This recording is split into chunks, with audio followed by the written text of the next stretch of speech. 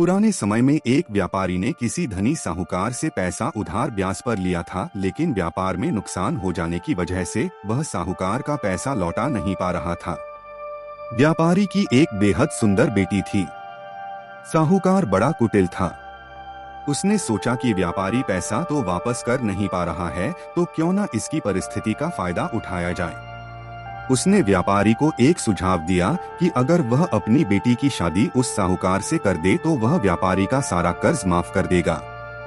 व्यापारी बेचारा मरता क्या ना करता। उसने अपनी बेटी को सारी बात बताई। समस्या बड़ी थी। साहूकार अधेड़ उम्र का कुरूप व्यक्ति था। अब उस बेटी के आगे दो ही रास्ते थे। पहला, या तो साहूकार से विवाह करने से इनकार कर दे और अपने पिता को कर्ज में दबा रहने दे। दूसरा, साहूकार से खुशी से विवाह कर ले ताकि उसका पिता स्वतंत्रता से रह सके।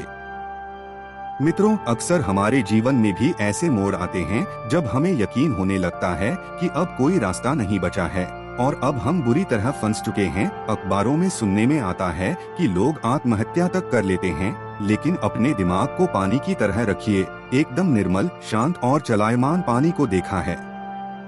पानी हर जगह से अपना रास्ता निकाल ही लेता है। ठीक वैसे ही बन जाओ। आगे देखिए लड़की ने क्या फैसला लिया। लड़की ने साहूकार के आगे एक शर्त रखी कि साहूकार एक थैला लाए और उसमें 2 गोलियां डाले, एक सफेद रंग की तथा दूसरी काले रंग की। इसके बाद लड़की उस थैले से आंख बंद करके कोई एक गोली निकालेगी। गोली अगर काली निकली तो लड़की साहूकार से विवाह कर लेगी और उसके पिता का कर्ज माफ कर दिया जाएगा। साथ ही अगर गोली सफेद निकली तो भी पिता का कर्ज माफ किया जाएगा, लेकिन लड़की साहूकार से विवाह नहीं करेगी। साहूकार तुरंत बात मान गया और जल्द ही एक थैला लेकर आ गया। अब वह जब थैले में गोलियां डाल रहा था तो लड़की ने देखा कि साहूकार ने चालाकी से दोनों गोली काली ही थैली में डाल दी हैं।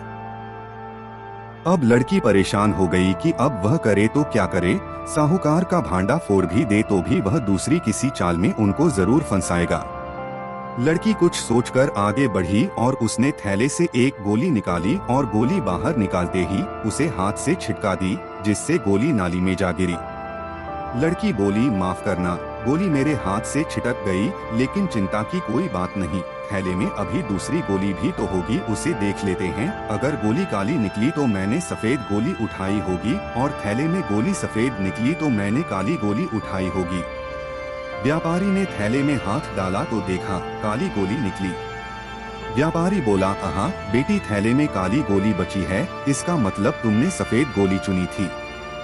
साहूकार बेचारा बोलता भी क्या, अगर बोलता तो चोरी पकड़ी जाती। इस प्रकार पिता का कर्ज भी माफ हो गया और बेटी ने अपनी रक्षा भी कर ली।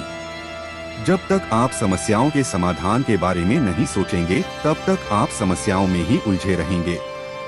शिक्षा, अपने विचारों को खुलने दें, थोड़ा हटकर सोचें।